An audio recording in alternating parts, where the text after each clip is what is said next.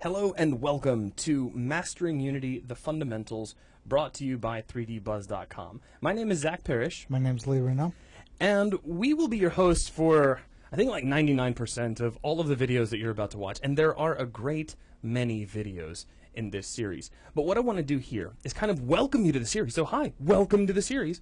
And I want to give you a quick explanation of what it is you're about to see, because this series is a little bit on the unique side. Well, I guess something can't just be a little unique. It is either unique or it's not. So this is unique in that what we're doing is taking a look at Unity purely from an application standpoint. Now, that said, I'm going to jump over to my very popular whiteboard, which, yes, I know the whiteboard is blue. It's just it's a way that I can take notes. So there are two separate ways that we can really approach using Unity. And one is the design aspect. Right. This is using Unity to build things like levels for a game. And two is the programming aspect. And this is actually making a game with Unity. That's right, because a game is more than just a level. It's more than just the rocks and the trees and the terrain and the vehicles and all those other things that you see and can interact with. It's the underlying logic. It's the underlying code that makes it possible for you to take damage, to shoot at an enemy, to throw a grenade and then hide behind something. Right. Unity is excellent at building something that looks beautiful, but it doesn't have a lot of mechanics or functionality behind it unless we get into scripting. That's right. And in order to keep things focused and to get you up to speed on Unity itself, this is where we're going to be putting all of our attention in this series. We are not going to be looking at the programming side of it at all. Now, that's not to say that there aren't already some great programming tutorials available from 3D Buzz, and even more on the way, and I'll be getting to that by the time we get to the end of this video. But I just want to stress to you that what we're focused on here is really taking a look at Unity almost as if it was a 3D package, such as 3ds Max or Maya. We're going to be using the integrated tools already found within Unity and looking at all of the different things you can create and how to use such tools. Like, if we jump into Unity, what do we see like right off the bat? We see things like terrain. How do you work with terrain? There are particle systems. There are physics and rigid body dynamics and all of these great systems like animation and how do you move objects and how do you light your scenes. All of these topics which don't require any scripting whatsoever, that you really need to know how to use in order to make the most of Unity. Right, we're going to teach you how to use Unity as a tool. We're going to go in through how to install Unity, how to work with its interface, and then we're going to dive into the more complex topics of things like terrain and cloth and physics and particles and how you can build systems with that without diving into the scripting aspect of it. That's right. Now there's some other things I want to get across as well. Now that you know that we're really only focusing on the integrated tools within Unity, another point I really want to get across is that you do not, or I'll just say don't, have to watch these videos in a linear fashion. Right. This set of videos is set up as a on-demand reference type library. So you can jump back and forth through the different videos to learn about the topics that you're curious about at the time. Where it's relevant, we're going to be trying to point out important parts from other aspects of other videos in those videos so you've got an understanding of how they work. Right, and what Lee's kind of getting at is that because we're not really expecting you to watch this whole series straight from beginning to end, you might think, oh, well, I want to learn about particles, and you might jump straight to the particle section. You may come across areas where we repeat ourselves, because we decided early on that it would be much better for a reference-like video setup for us to just repeat and make a few things a little bit on the redundant side, as opposed to just routing you all over the place, saying, all right, now go watch this video if you want to learn about this, and then go watch that video, and just sending you everywhere. So if you hear us repeating ourselves from time to time as you go through the videos, it's just because we're trying to accommodate those who may not be watching this in a straightforward linear manner. And even if you're jumping around or linear fashion, it's good to get the same topics, the important things, reiterated over and over again so it sinks in, because those topics that we do reiterate over and over again are core concepts that you need to know to make full use of Unity. That's right. Now, moving on from this video, once we actually get done with this little quick introduction where I kind of warm you into the series, we're going to take a quick look at actually getting a hands on Unity and talking a bit about Unity itself and some of the tools that we can get directly from Unity's website that we'll be utilizing in the upcoming videos. After that, we are going to create our own hands-on Unity world. We're going to build, well, actually the world that you see here, just a little simple snow world. It's got a little campsite sitting over here that's got particles, a little tiny campfire, and it's got a rock sitting on a bench warming itself because, you know, rocks get cold too every now and then. We're going to show you how to build all of this, no experience required. We're going to hold your hand through the whole thing. So if you've never touched Unity before and you've just got it installed and you've just opened it for the first time, we're going to take you through everything you need to recreate what you see here. Now, once that's done, we'll move on from that point into other more specialized topics over individual aspects of Unity. We'll focus in on things such as digging through the user interface and showing you what each one of these panels are and how to work with them. In fact, we'll talk about how you can customize the interface. We'll talk about some of the core concepts behind Unity, such as game objects and prefabs and packages, and how to transform objects and move, rotate, and scale properly. How to work with cameras, how to work with the included character controllers if you want to move around through a world. Like, for instance, because Unity is so awesome at this, we can just hit play at any time and jump right into our game, and we have a fully controllable character, well, a first-person character. We can't see the character. Right. But we have a character controller that is moving through the scene right now, and we'll show you how to set that up and how to work with it. We'll also show you how to work with the included third-person controller that comes along with Unity as well. We're going to take a look at working with lights and lighting up your levels, working with terrains, grabbing the terrain toolkit that is available over on Unity's website if you want to create natural terrains in a more quick and expedient, intuitive way. It just gives us a handful of tools that automate the process, so you don't have to hand paint every bump and ridge and little nuance to your terrain. That's right. We're going to take a look at light mapping. We're going to look at particles, working with trails, rigid body dynamics, and physics. So many of the different integrated tools within Unity.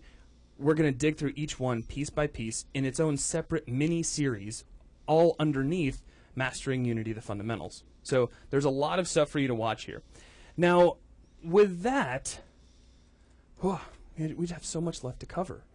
So what I'd like to do is go ahead and move on into the next video where I'm going to talk to you about how you can get your hands on Unity if you don't already have it. Now, I'll just throw this out. If you just watch this intro, then... Well, this is a starting point. So we're just getting warmed up. Right. So we're going to start off. We just want to let you know what we're going to be going into. As each section breaks off, we're going to have another intro explaining what we're about to cover with each one of those intros, where it applies, and this is just a starting point. There is so much more planned that we have for Unity. Well, even beyond Mastering Unity, the Fundamentals, we have even more advanced topics available from 3D Buzz already, and even more that are upcoming. For instance, once you finish here, you might be interested in checking out our third-person controller videos, where we take you through the process of building a complete third-person character controller with a character that comes straight out of Maya, including a camera system to follow her around. It's a very high-end video. Right. This is an advanced character rig that has animation, the ability to climb, to jump, to run. It has the ability with the camera to orbit around the player. The camera is intelligent in the fact that it can detect collisions with the terrain, other objects. It will reposition itself to make sure that the character is never obscured from geometry. And this series is going to give you the groundwork that you need to be able to tackle these more advanced topics. That's right. So, I mean, you can go from Mastering Unity, the Fundamentals, to more advanced topics like developing our third-person character system, and even all the way up to even more advanced topics we're going to be making available, such as how to create your own MMO using Unity. Right. Now, this is a project that is currently in development over at 3D Buzz, or it might already be available, depending on the time at which you're watching this. And this is a video series that we're going to be making available as a perk to our member sponsor subscribers. So those who are member sponsors will have the option of sitting in on this class, this limited seat session, because we're not going to be able to accommodate every single person who comes in. Right. The MMO is such a large project in scope that we want the members who are our member sponsors to partake in this project. They're going to be able to sit on sit in on the sessions where we're talking our design meetings and help guide the evolution of this project and adding features and designing levels and quests and things that go into an MMO. And I'm so excited about that class to go ahead and get started. It's going to be absolutely awesome. Now, why did we choose an MMO? Why didn't we just decide to make, like an Angry Birds clone or something? An MMO is almost like a blank check. It's such a large genre of games that it opens up the possibility to do anything with it. Mm-hmm. So any system that we decide we want to tackle,